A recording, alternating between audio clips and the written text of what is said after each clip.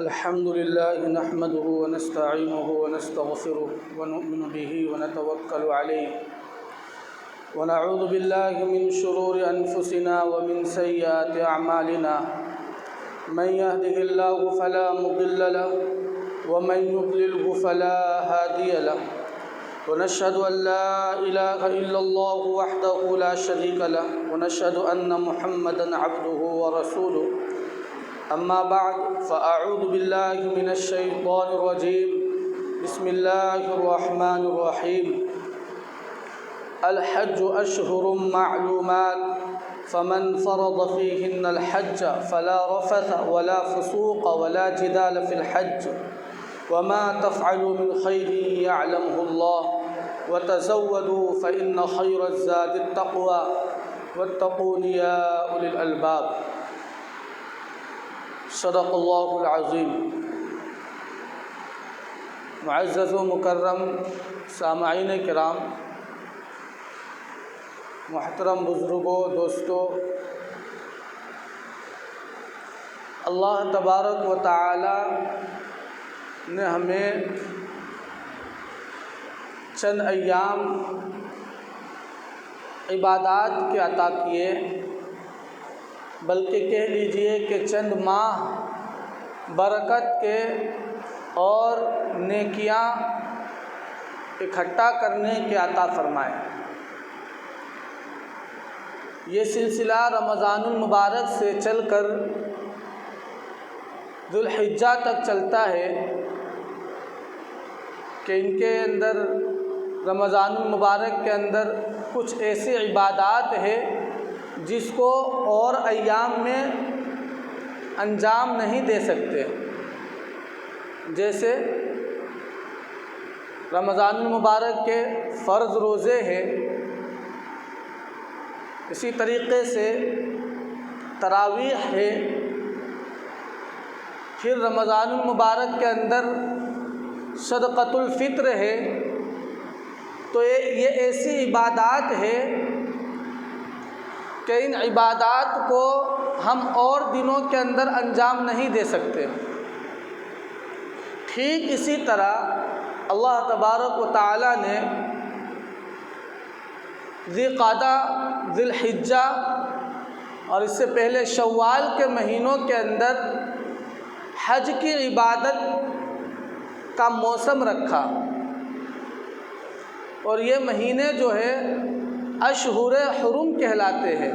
حرمت والے مہینے کہلاتے ہیں،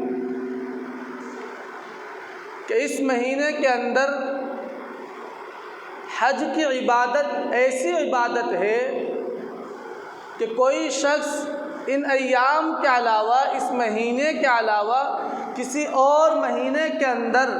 اور کسی اور دن کے اندر وہ انجام دے ہی نہیں سکتا۔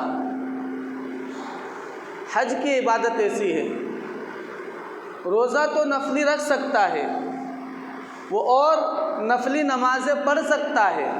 نفلی صدقہ و خیرات کر سکتا ہے، لیکن حج کی عبادت وہ اسی مہینے اور انہی ایام کے اندر وہ شخص انجام دے سکتا ہے۔ تو پتہ چلا کہ اللہ تبارک و تعالی نے بندوں کے لیے کچھ مخصوص مہینے اور ایام کو متعین کر رکھے ہیں۔ ابھی جو مہینہ چل رہا ہے وہ ذی القعدہ ہے، یا ذی قعدہ دونوں کہہ سکتے ہیں۔ تو ذی القعدہ کا مہینہ ہے، اس مہینے کے اندر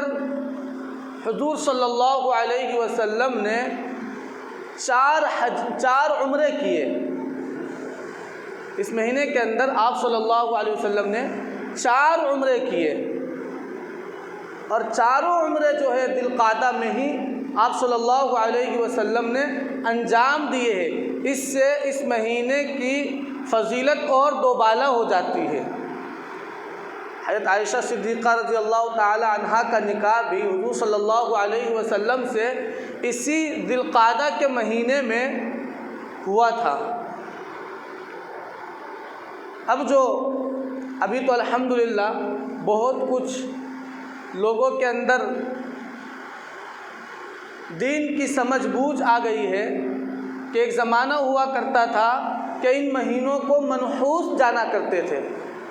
کہ لوگ ان مہینوں کے اندر شادی بیاہ کو یا کسی بھی تقریبات کو کرنا گویا کہ اپنے لیے ایک نحوست کی چیز گمان کرتے تھے۔ تو آپ صلی اللہ علیہ وسلم نے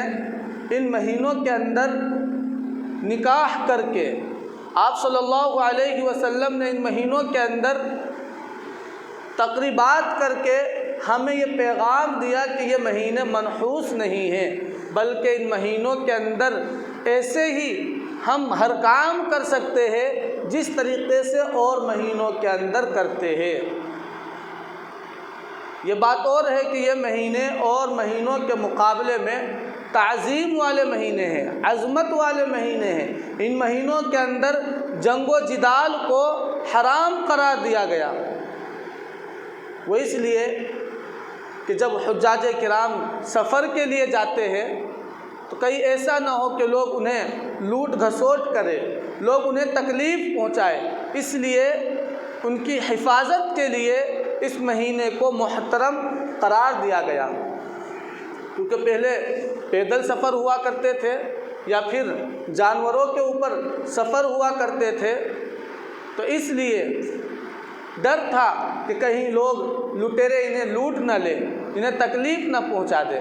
اس لیے یہ مہینے محترم ہیں، معظم ہیں، مکرم ہیں۔ تو بہرحال حج جو ہے ایک اہم رکن ہے، اسلام کے ارکان میں سے ایک بہت بڑا رکن ہے اور اس کی ایک نرالی شان ہے۔ جس طریقے سے نماز ایک اہم رکن ہے، اس کی الگ شان ہے، روزہ ایک اہم رکن ہے، اس کی الگ شان ہے، زکوٰۃ ایک الگ رکن ہے، اس کی ایک الگ شان ہے اور اس کے ادا کرنے کا ایک الگ طریقہ ہے، ٹھیک اسی طریقے سے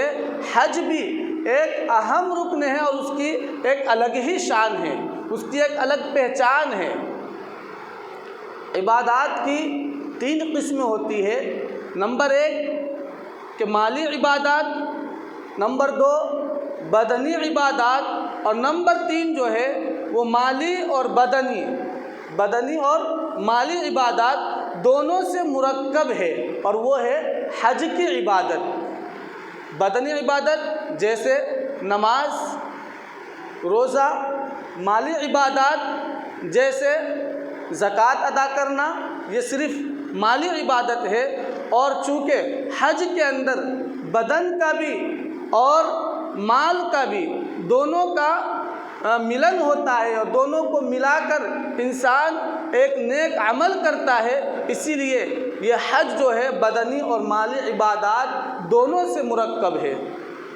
دونوں سے مل کر بنے ہیں۔ اب حج کے اندر ایک بہت بڑا رکن ہے، اس کی ایک شرط میں سے پائی جاتی ہے، وہ ہے احرام باندھنا۔ احرام باندھنا ہم نے یہی سمجھا ہے اس کا مطلب کہ 2 چادر کو لپیٹ لینا اپنے جسم پر، ایک نیچے اور ایک اوپر، یہ احرام ہو گیا۔ ہم نے احرام کا مفہوم صرف یہی سمجھا ہے کہ 2 چادریں لپیٹ لے، یہ ہم نے احرام باندھ لیا، حقیقت یہ نہیں ہے، بلکہ احرام باندھ کر یہ باور کرانا ہوتا ہے کہ بس اب جو چیزیں اللہ تبارک و تعالیٰ کہے گا وہ ہمارے لیے حلال ہے، اور جو چیزیں اللہ تبارک و تعالیٰ منع کرے گا، جو چیزیں رسول اللہ صلی اللہ علیہ وسلم کی طرف سے ممنوع ہے، وہ ہمارے لیے بالکل حرام ہے۔ اس سے پہلے احرام باندھنے سے پہلے تیل لگانا، خوشبو لگانا، یہ سب کے سب حلال تھے، سلے ہوئے کپڑے پہننا، لیکن شریعت نے کہہ دیا کہ اب تیل نہیں لگانا ہے، تو تیل لگانا حرام ہو گیا۔ اب سلے ہوئے کپڑے نہیں پہننا ہے، تو سلے ہوئے کپڑے کو پہننا حرام ہو گیا۔ اب بیوی سے جائز خواہشات کو پوری نہیں کرنی ہے، تو بیوی سے خواہشات کو پورا کرنا گویا کہ حرام ہو گیا ہے۔ وہی چیز جو پہلے اللہ کے حکم سے ہمارے لیے حلال تھی، اب وہی چیز اللہ کے حکم سے حرام ہو گئی۔ کسی بھی چیز کے لیے، کسی بھی عبادت کے لیے یہ نہیں ہے کہ ہم کر لیں گے تو وہ اچھی چیز ہے، ہمیں ثواب مل جائے گا۔ پہلے تو ہم بیوی سے لطف اندوز ہوا کرتے تھے، پہلے تو سلے ہوئے کپڑے پہنا کرتے تھے، پہلے تو خوشبو لگایا کرتے تھے، لیکن اب کیوں منع کیا گیا؟ پتہ چلا پہلے اللہ کا حکم تھا اور اب اللہ ہی کا حکم ہے کہ تمہیں ان تمام چیزوں کو استعمال نہیں کرنا ہے۔ رمضان المبارک کے پورے 29 اور 30 روزے ہم رکھتے ہیں، تو اس کے اندر صبح سے لے کر شام تک کھانے پینے سے رکے ہوئے ہیں، کھانے پینے سے رکے ہوئے ہیں۔ بھائی کیوں رکے ہوئے ہیں؟ اللہ کا حکم ہے کہ نہیں کھانا ہے، نہیں پینا ہے، بیوی سے نہیں ملنا ہے، ورنہ روزہ نہیں ہوگا، اللہ کا حکم پورا نہیں ہوگا۔ اب ٹھیک جب ایک شوال ہوتا ہے، جب عید کا دن ہوتا ہے، تو اللہ کہتا ہے کہ آؤ میری مجھے مہمان نوازی کا موقع دو، آؤ میرے مہمان بن جاؤ، اب کھاؤ پیو۔ اب کوئی شخص اپنا شیخی بگھارے اور کہے کہ نہیں آج بھی ہم روزہ رکھیں گے، تو کہا گیا آج کے دن روزہ رکھنا حرام ہے، آج آپ اللہ کے یہاں مہمان ہو، آج آپ کیسے روزہ رکھیں گے؟ پتہ چلا کسی بھی عمل کے اندر صرف اللہ کا حکم شامل ہے تو وہ ہمارے لیے عمل بن جاتا ہے۔ تو احرام کا مطلب ہوا کہ اپنے اوپر ان تمام چیزوں کو حرام کر لینا جس سے شریعت نے روک دیا ہے، جس سے اللہ نے منع کیا ہے، جس سے رسول اللہ نے ہمیں روک دیا ہے اور نہیں کرنے کے لیے کہا ہے۔ ایسے چیز کو اور ایسی ترکیب کو احرام کہا جاتا ہے۔ پتہ چلا کہ صرف 2 چادر اور کپڑے لپیٹ لینے کا نام احرام نہیں ہوا۔ اب جب بندہ حج کی یا عمرے کی نیت سے احرام باندھ لیتا ہے اور تلبیہ پڑھ لیتا ہے کہ لبیک اللہم لبیک لبیک لا شریک لک لبیک ان الحمد والنعمت لک والملک لا شریک لک،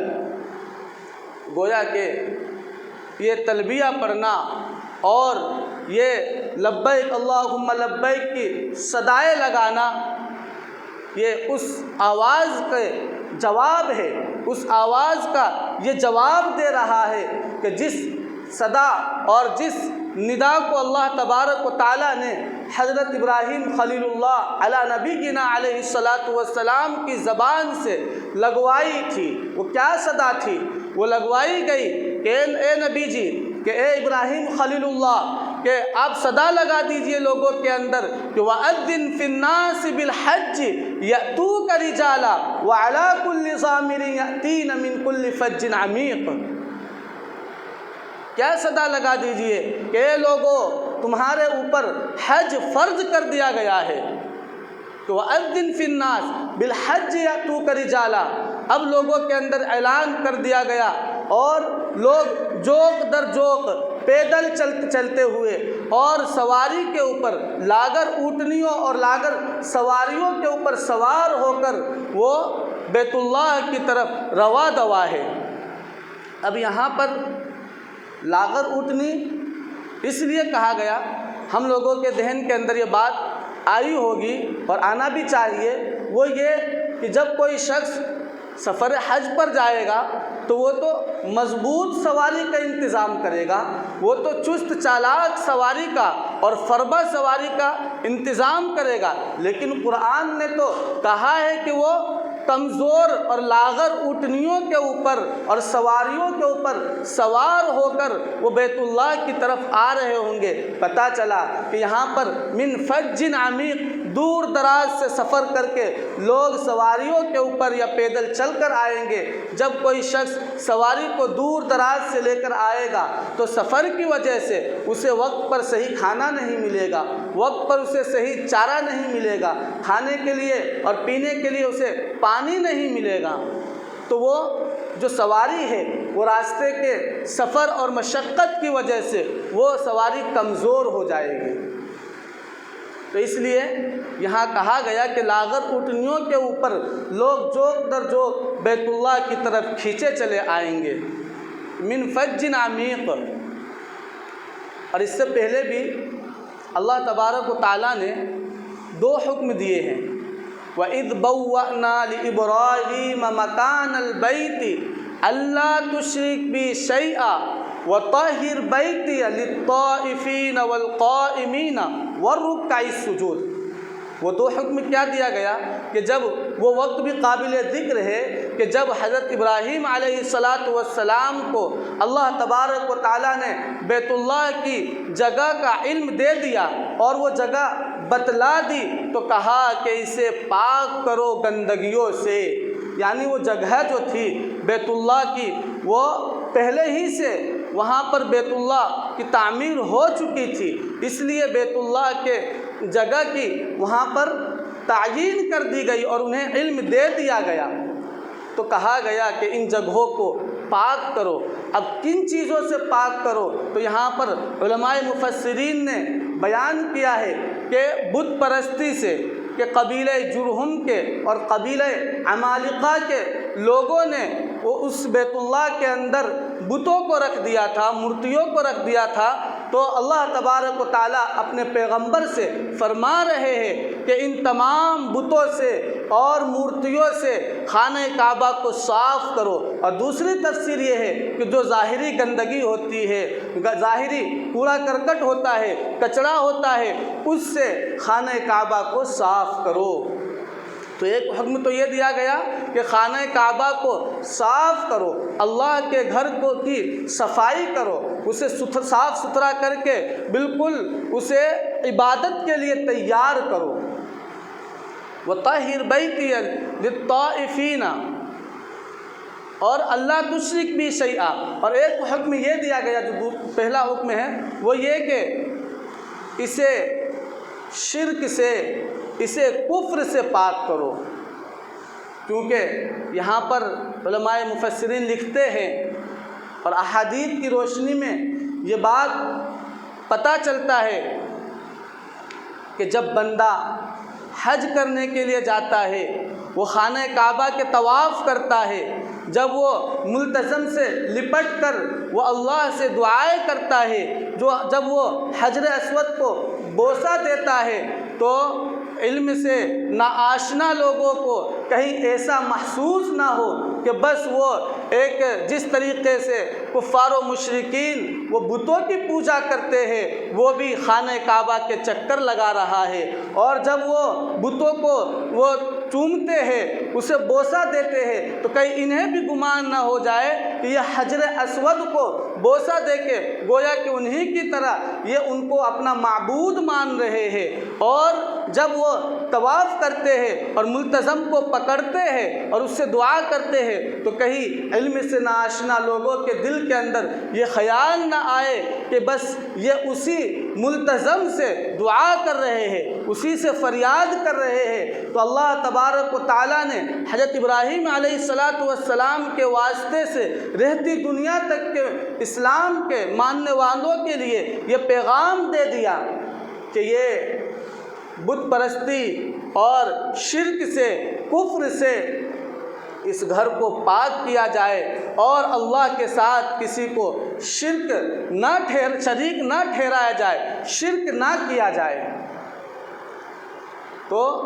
ابراہیم خلیل اللہ علیہ السلام چونکہ نبی ہے، پیغمبر ہے، ان کی ذات سے تو ذرہ برابر بھی ایسی کوئی چیز جو غیر خلاف شریعت ہو یا جو شان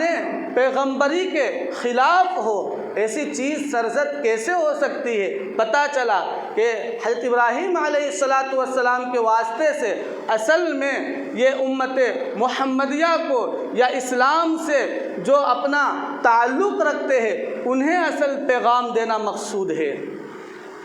تو یہاں پر 2 پیغام کہ اللہ کے ساتھ کسی کو شریک نہ ٹھہراؤ، اس کے ساتھ کسی کو شرک نہ کرو، اور دوسری بات وہ یہ کہ خانہ کعبہ کو گندگیوں سے، چاہے وہ ظاہری گندگی ہو یا باطنی گندگی ہو، اس سے پاک کرے۔ اور تیسرا حکم دیا کہ وَأَذِّن فِي النَّاسِ بِالْحَجِّ يَأْتُوكَ رِجَالًا وَعَلَىٰ كُلِّ ضَامِرٍ يَأْتِينَ مِنْ كُلِّ فَجٍّ عَمِيقٍ، کہ تمہیں اعلان کرنا ہے۔ اب حضرت ابراہیم علیہ السلام پریشان ہیں۔ یہ حضرت ابن عباس رضی اللہ تعالی عنہما کی روایت ہے، وہ فرماتے ہیں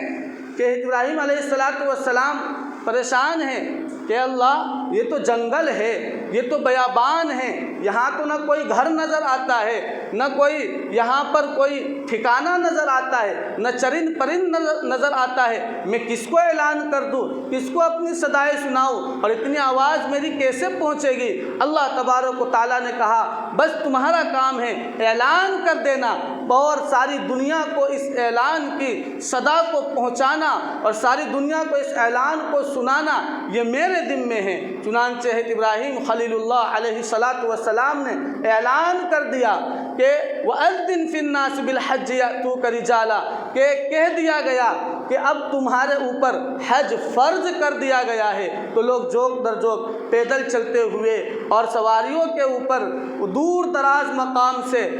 کعبۃ اللہ کے لیے، اللہ کے گھر کے لیے روانہ ہو رہے ہیں۔ من فج عمیق لیشہدوا منافع لہم ویذکروا اسم اللہ۔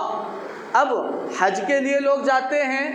تو اس کے اندر کیونکہ انسان کوئی بھی کام کرتا ہے تو اسے تو فائدہ چاہیے، بینیفٹ چاہیے۔ کوئی بھی کام کرنے سے پہلے پوچھتا ہے کہ میں یہ کروں گا تو مجھے کیا ملے گا۔ انسان کی فطرت ہے، وہ پوچھتا ہی ہے، اور پوچھنا چاہیے، کیونکہ فضول کا کوئی کام کیوں کرے۔ تو وہ پوچھتا ہے کہ یہ کام میں کروں گا تو مجھے کیا ملے گا۔ تو اللہ تبارک و تعالیٰ کو معلوم تھا کہ میرا بندہ یہ سوال کرے گا، اس کے دل کے اندر یہ خیال آئے گا، تو کہہ دیا گیا لِيَشْهَدُوا مَنَافِعَ لَهُمْ وَيَذْكُرُوا اسْمَ اللَّهِ عَلَىٰ مَا رَزَقَهُم مِّن بَهِيمَةِ الْأَنْعَامِ، کہ وہ دیکھے، وہ اس چیز کا مظاہرہ کرے کہ جب وہ لوگ حج کے لیے آئیں گے تو اس کے لیے دنیاوی فائدے بھی ہے اور اخروی فائدے بھی ہے۔ لِيَشْهَدُوا مَنَافِعَ لَهُمْ، ان کے فائدے ہیں۔ وَيَذْكُرُوا اسْمَ اللَّهِ عَلَىٰ مَا رَزَقَهُم مِّن بَهِيمَةِ الْأَنْعَامِ، اور جو مقررہ ایام ہیں، جو مقررہ دن ہیں، یعنی قربانی کے دن، ان دنوں کے اندر جو اللہ تبارک و تعالیٰ نے انہیں جانوروں کی شکل میں رزق دیا ہے، اس کے اوپر وہ اللہ کا نام لے کر چھری چلائے اور ان کی قربانی پیش کرے۔ وَيَذْكُرُوا اسْمَ اللَّهِ عَلَىٰ مَا رَزَقَهُم مِّن بَهِيمَةِ الْأَنْعَامِ فَكُلُوا مِنْهَا، اور پھر وہ اس میں سے کھائے، اور یہ اس کے لیے کھانا اچھی چیز ہے، اور اس کے لیے کھانا یہ استحباب کے درجے میں ہے، ثواب کی چیز ہے، تو یہ اس کے لیے جائز بھی ہے اور ثواب کی چیز بھی ہے۔ تو فَكُلُوا مِنْهَا وَأَطْعِمُوا الْقَانِعَ وَالْمُعْتَرَّ، اور وَأَطْعِمُوا الْبَائِسَ الْفَقِيرَ، اور یہ اسے بھی کھلائے جو تنگ دست ہو، جو محتاج ہو، جو ضرورت مند ہو۔ پتہ چلا کہ جو قربانی ہم لوگ کرتے ہیں اس کے گوشت میں سے خود بھی کھائے اور جو اس کے ضرورت مند ہے ان تک بھی پہنچائے۔ تبھی تو علماء کہتے ہیں کہ قربانی کے گوشت کے 3 حصے کیے جائے، ایک گھر میں کھائے جو اپنی فیملی کے ساتھ بیٹھ کر، اور ایک غریبوں محتاجوں ضرورت مندوں تک پہنچائے، اور تیسرا حصہ رشتہ داروں تک پہنچائے۔ تو جو علماء کرام کہتے ہیں وہ اپنے من سے نہیں کہتے بلکہ اسی آیت سے استدلال کر کے وہ یہاں پر ہمیں مسئلہ بنا کر ہمارے منہ کے اندر نوالا ڈال دیتے ہیں۔ تو بہرحال تو یہاں پر کہا گیا کہ دنیاوی فائدے، اب دنیاوی فائدے اس کے اندر کیا ہے؟ لِيَشْهَدُوا مَنَافِعَ لَهُمْ، کہ لوگ جب حج کے لیے آتے ہیں تو آپ نے دیکھا ہوگا کہ کبھی کوئی شخص جو اخلاص کے ساتھ نیت کر کے اور اپنے آپ کو حقیقی معنی میں اللہ کا بندہ بنا کر اور وہ حج کے لیے پہنچتا ہے اور جب وہاں سے آتا ہے تو کبھی آپ ایسی مثال پیش نہیں کر سکتے کہ کوئی شخص حج کر کے آیا ہو اور حج کے اوپر جو اخراجات ہوتے ہیں، جو خرچ ہوتے ہیں، اس خرچ کرنے کی وجہ سے وہ تنگ دست ہو گیا ہو، وہ فقیر ہو گیا ہو، وہ کسی کے سامنے ہاتھ پھیلانے لگا ہو۔ تو ایک تو یہ دنیاوی فائدہ ہے کہ اللہ تبارک و تعالیٰ اس حج کی برکت سے اسے دنیا سے بے نیاز کر دیتا ہے، وہ کسی کے سامنے ہاتھ نہیں پھیلاتا ہے، اسے اللہ تبارک و تعالیٰ نوازتا چلا جاتا ہے۔ تو ایک یہ فائدے، دنیاوی فائدہ جو بیان کیا گیا، اور اخروی فائدے جو ہے اس کے اندر تو کچھ کہنا ہی نہیں ہے۔ ایک حدیث پاک میں ہے کہ جب بندہ حج کے لیے جاتا ہے اور اخلاص نیت کے ساتھ جاتا ہے، اس لیے نہیں جاتا کہ اسے ایک ڈگری مل جائے گی، ایک اسے ٹائٹل مل جائے گا کہ لوگ ہمیں حاجی کہیں گے، لوگ ہمیں نمازی کہیں گے، لوگ ہمیں بڑا کہیں گے اور آپ کر کے پکاریں گے۔ تو اگر اس نیت سے وہ نہیں جاتا ہے بلکہ اس نیت سے جاتا ہے کہ حقیقت میں اللہ کے دیدار کے لیے، کیونکہ یہ حج جو ہے یہ عاشقانہ عبادت ہے، حج جو ہے ایک عاشقانہ عبادت ہے۔ جب ایک بندہ کسی سے محبت کرتا ہے تو اس کا دل چاہتا ہے کہ اس کے گھر کے چکر لگائے، اس کا دل چاہتا ہے کہ وہ اسے دیکھے، اس کا دیدار کرے، اس سے مصافحہ کرے۔ تو چونکہ بندہ اللہ کو بالمشافحہ دیکھ تو نہیں سکتا ہے، اس سے مصافحہ تو نہیں کر سکتا ہے، اسے اس کے گھر کا چکر تو نہیں لگا، اس کے جو گھر حقیقی میں اللہ کا گھر جو ہمارے ذہن میں بنا ہوتا ہے اس کے چکر تو نہیں لگا سکتا ہے۔ تو کہا گیا اے میرے بندے، جب تیرا دل کرے کہ میرے گھر کا چکر لگائے، کیونکہ ہر عاشق کی یہ تمنا ہوتی ہے کہ وہ اپنے محبوب کے گھر کا چکر لگائے، تو خانہ کعبہ آ جانا، وہ بیت اللہ ہے، وہ اللہ ہی کا گھر ہے، اس کے چکر لگا لینا۔ جب تیرا دل چاہے کہ مجھ سے لپٹ جائے تو حقیقت میں مجھ سے لپٹ تو نہیں سکتا ہے، لیکن ملتزم کو پکڑ کر ہم سے دعا کرتے رہنا اور لپٹ جانا۔ اور جب تیرا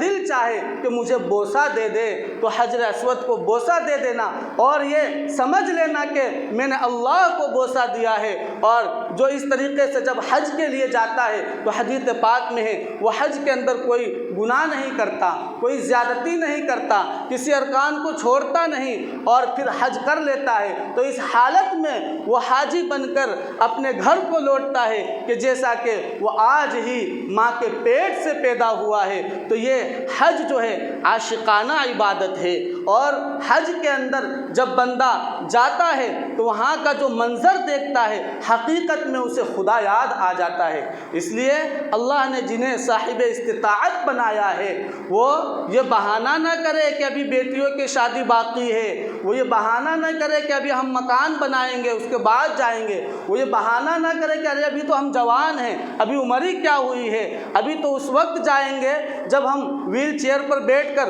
کوئی دوڑاتا پھرے گا، تب مزہ ہی کیا ہے حج کرنے کا۔ اس لیے اصل حج جو ہے وہ جوانی کے اندر ہے۔ اور بہت سارے یہ بہانہ ہوتے ہیں کہ ارے ہمارے ماں باپ نے تو ابھی تک حج کیا ہی نہیں، ارے ان کے اوپر ابھی فرض ہی نہیں، آپ کے اوپر فرض، آپ جائیے، اللہ نے آپ کو دیا ہے تو ماں باپ کو بھی کروائیے۔ تو یہ اصل حج ہے کہ جس کے اوپر فرض ہے وہی کرے گا۔ ایک بچہ ہے اس کے اوپر فرض نہیں ہے نماز، وہ نماز نہیں پڑھے گا، لیکن اس کی ترغیب کے لیے اور اس کی عادت لگانے کے لیے وہ نماز کی ترکیب جو احادیث کے اندر 7 سال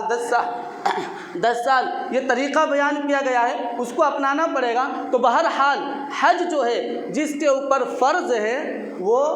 جا کر جلد از جلد اس کو حج کے اعمال کو ادا کرے۔ ایسا نہ ہو کہ ہمارے اوپر حج فرض رہے اور پھر ہم یوں ہی دنیا سے چلے جائیں اور قیامت کے دن ہماری پکڑ ہو جائے۔ اللہ تبارک و تعالیٰ سے دعا ہے کہ اللہ تبارک و تعالیٰ ہمیں عمل کی توفیق عطا فرمائے۔ آمین وآخر دعوانا الحمدللہ۔